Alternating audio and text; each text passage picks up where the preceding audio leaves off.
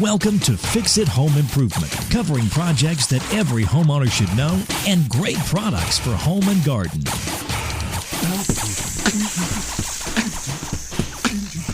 Hi, I'm JC, and this is where we share weekly home improvement tips. I'm here with my co-host, Cindy. Hello, JC. Hi, Cindy. This week, we're going to be talking about basement insulation, and we'd like to thank Corey T. for giving us a 5-star rating and review on Apple Podcasts. And we are going to have a 5-day promotion for our 6th ebook, January 27th through the 31st. You can check it out on Amazon, and it's going to be free for 5 days. It's Home Improvement Solutions, What Every Homeowner Should Know. And Book 6. On Amazon. Early home construction, like log cabins, relied on thick walls for insulation, and the oldest surviving log home in the U.S. was built around 1640, and you can check it out in New Jersey. It's called the Nothnagel Log House, and it's Nothnagele. The original part of the home was 16 by 27 feet, and historians say the average home in the area at the time was usually 12 by 12 or 10 by 16. And this was built out of oak logs with dovetail construction, so no nails were used in the original construction. It's wild, isn't it? They used hardwood pegs as their fasteners. You seem a little more excited than I am about that. For extra insulation, they filled the cracks between the logs with clay, and they would mix it with either hay or other natural material. We've had some questions on basement insulation, and one of our listeners, Nate, recently asked about vapor barriers, insulation, and plastic between the studs and the drywall when you're finishing a basement. And there's still quite a bit of debate on the best practice for insulation and vapor barriers when you're finishing a basement. If you've just moved into a home, before you put up 2x4 or 2x6 walls and cover it with drywall, you want to be sure you don't have any water problems during a heavy rain. You need to solve any leaks first. If you're planning on finishing a basement, there's a lot of things to consider with electrical, flooring, heating, and lighting. And this week we're just going to talk about insulating behind drywall if you have a concrete or a block wall. It was common for years to have a plastic vapor barrier against a concrete wall with a 2x4 wall built tight to the plastic, and then the spaces between the studs would be filled with fiberglass with a paper face, and that acted like a second vapor barrier towards the living space. Or you'd have a 2x4 wall filled with fiberglass, and then a plastic vapor barrier between the wood framing and the drywall. Or builders would put the 2x4 wood framing against the concrete or block wall and then leave faced insulation underneath the drywall. What's the point of the vapor barrier? What they're trying to prevent is the warm, moist air from the living space from coming in contact with that cooler concrete wall, forming condensation, and then that moisture getting absorbed by the wood and the insulation, causing mold, odors, and potentially rotting your wood framing. In many parts of the country, a plastic vapor barrier is still code, and you should check your local code before any projects, and check the manufacturer's recommendations for installation so you don't void any warranties on products. So you say check your local code. Who do you call? You can call the village. And in fact, I called a couple towns here in the Chicago area and spoke. Were they nice to you? Yeah, they're very nice. And I spoke to 2 different building inspectors. One inspector said they changed the local code to allow no vapor barrier as long as the insulation meets the required R value, or 1 vapor barrier behind the drywall, paper-faced insulation, and they can either be plastic or paper, he was saying. The other building inspector I spoke to said they do not recommend any plastic being used as a vapor barrier anymore for partition walls, and he said he prefers spray-on insulation on the concrete wall behind a stud wall. And I also checked some building codes online. One city said a 4 mil poly vapor barrier must be placed against the concrete or block basement wall if you're finishing the wall with insulation and drywall. Another city I looked at required a 4 mil poly vapor behind the drywall, or you have to use craft-faced insulation under your drywall. So this will vary state from state and city to city, right? Yeah, it's amazing. There's been quite a bit of research on mold and moisture in finished basements, and many organizations are now recommending not to use a plastic vapor barrier and don't put wood or fiberglass insulation directly against concrete or block walls. If you're finishing a basement, the main insulation is going to be fiberglass, rigid foam boards, spray foam, and mineral foam. Fiberglass is fine glass fibers, and it was accidentally invented when a stream of high-pressure air hit some molten glass in 1932. And fiberglass does it... I just wrote about that in our book. Which book? I don't know. I'm like one ahead already. But it was about attic insulation. So I love how the accidents create cool stuff. So fiberglass is good. It insulates really well. It's easy to work with. It's inexpensive. And when you're installing and cutting fiberglass, wear gloves, a long sleeve shirt, pants, goggles, and a filter mask. Small particles can get trapped in your pores and cause rashes and irritation. And if you inhale particles, it can potentially be a health risk. Mineral wool or stone wool is made from different types of minerals. And I spoke to Rock Wool. It's R-O-C-K, capital W-O-O-L. They're a manufacturer of stone wool, and they make theirs from natural basalt stone and recycled slag, which is a mineral byproduct of the steelmaking process.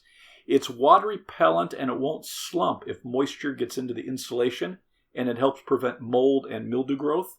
All right, what new facts about sheep are you going to tell us? I learned more about stones than sheep this week. They said that stone wool was discovered in Hawaii in the early 1900s and was produced from volcanoes from molten rock and minerals. So almost like fiberglass, where air hits the glass and it spins it into tiny fibers, molten rock can get spun into these tiny fibers. And you can get this mineral wool in bats, and they fit between the wall studs just like fiberglass. They don't trap moisture vapor, and the bats are semi-rigid, so they fit snug into the stud bays. And What's that? So the space between the studs, they usually call that a bay. A tip Rockwool gave me was to use a long bread knife or a long serrated blade to cut the bats. They say it's much easier than using a utility knife. And they say... What kind of knife? A utility knife? What did I say? You had like a different word there. That's why I spell stuff.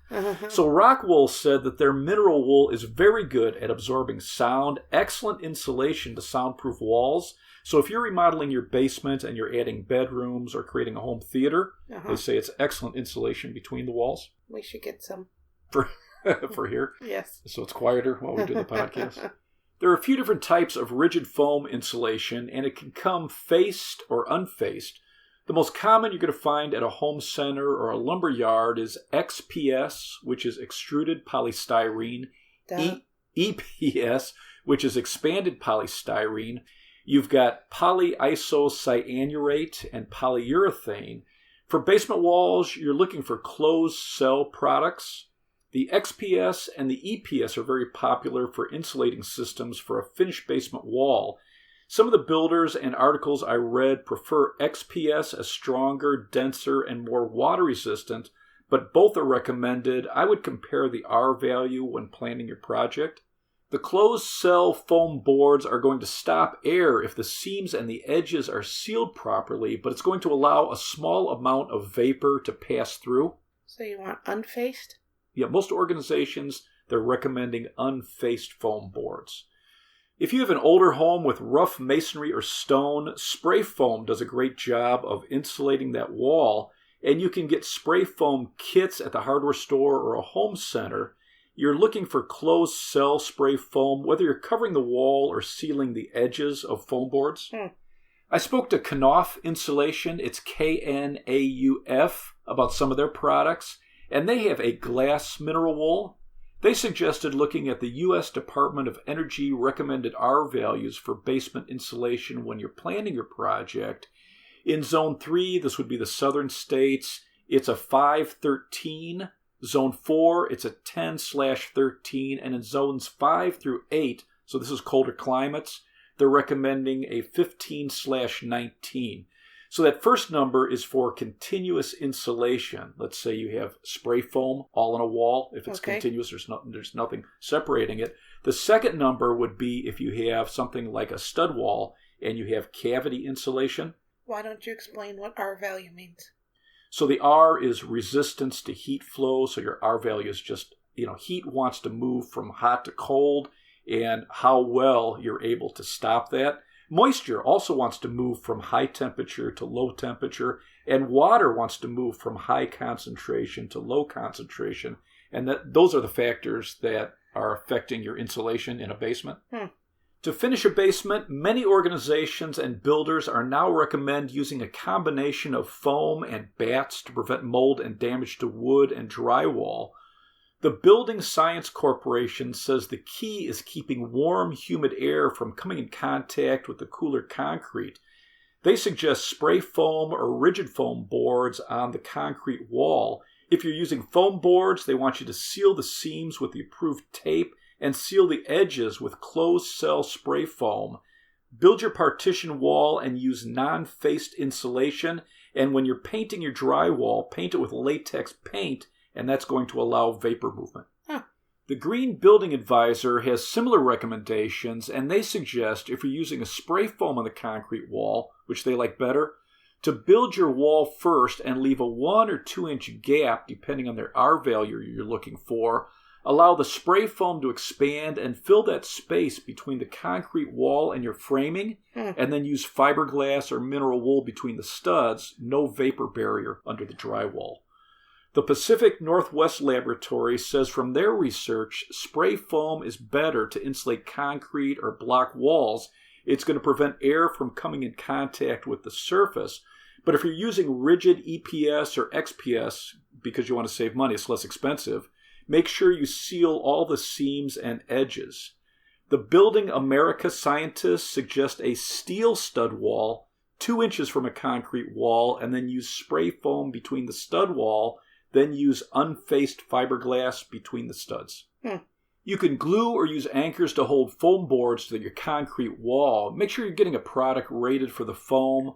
One suggestion I saw was to run a bead of spray foam all along the bottom of the concrete and then put glue in a wavy pattern on your wall.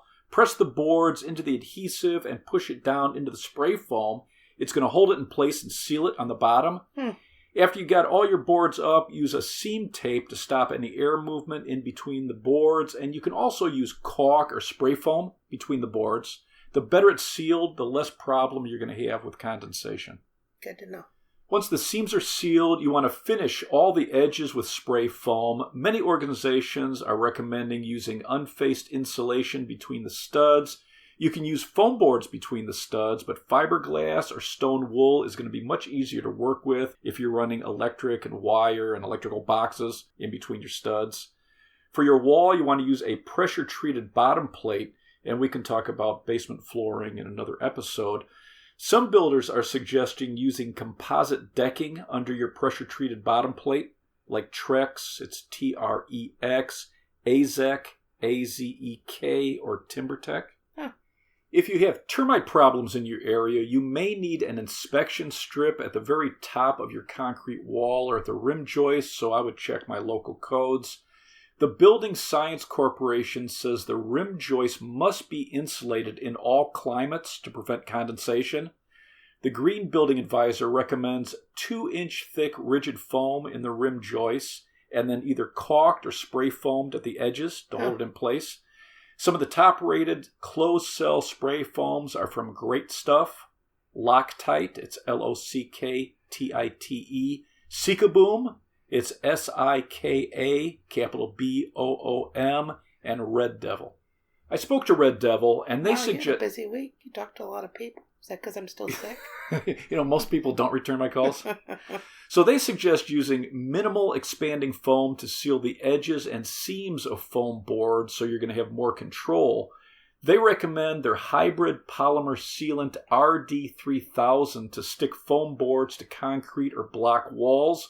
Because when you're picking an adhesive, you want to make sure it's going to work with your rigid board. Some adhesives are actually going to dissolve the foam. Red Devil, Loctite, and Liquid Nails all have top-rated products, but make sure you're reading the label so it's right for your project. Okay. If you're in a cold climate and you want a high R value and you plan on using foam boards because they're less expensive and easier to install than spray foam, compare the thicknesses. I looked at some Owens Corning Foamular 150, because they're popular in the home centers. A 2-inch thickness, you get an R10, 1.5-inch thickness, an R7.5, 1 inch, an R5, and 1/2 inch, an R3. Fiberglass wall insulation for a 2x4 wall ranged between R19 and R21, and some mineral wool I looked at averaged around an R15. Okay. A study done by the University of Minnesota said finished basements with 3/4-inch XPS sealed to a concrete or block wall and 3.5 inches of unfaced fiberglass in stud cavities tested good as long as the... Stud cavities? I thought they were stud bays. Cavities, bays, I was actually paying spaces. attention this week. And you're sounding better, too. So, XPS, fiberglass unfinished, tested really well as long as the basement humidity is kept below 50%. So some top-rated portable dehumidifiers that you can use in your basement. Tosot, it's T-O-S-O-T. Frigidaire, which is F-R-I-G-I-D-A-I-R-E. What a name. And Keystone, Keystone. When I was talking to Knauf Insulation, they have a glass mineral wool blanket that you can cover your basement walls with. It has a perforated facing that can be left exposed. So if all this work just sounds like too much, you can just put that up and forget about finishing your basement. Do you have anything else to add? If you're planning on finishing a basement, contact your local village and see what their recommendations are. Take the time to plan and compare products. Let's wrap this up. January 27th through the 31st, you'll be able to download our Book 6 for free on Amazon. We'd really appreciate you getting a download. You can subscribe on Apple Podcasts, CastBox, the Pandora mobile app, or your favorite podcast app. If you enjoyed it, please leave us a review. You can check out our home improvement videos on our YouTube channel, Fix It Home Improvement. And you can subscribe to that as well. You can download our books, Home Improvement Solutions, What Every Homeowner Should Know on Amazon, book 1 through 5. If you enjoyed it, leave us a 5-star rating and review. You can email us at fixitpodcast@gmail.com, and you can follow Cindy on Twitter at FixItCohost, and we have a new Instagram page, Fix It Home Improvement. Thank you for listening. Talk to you next week.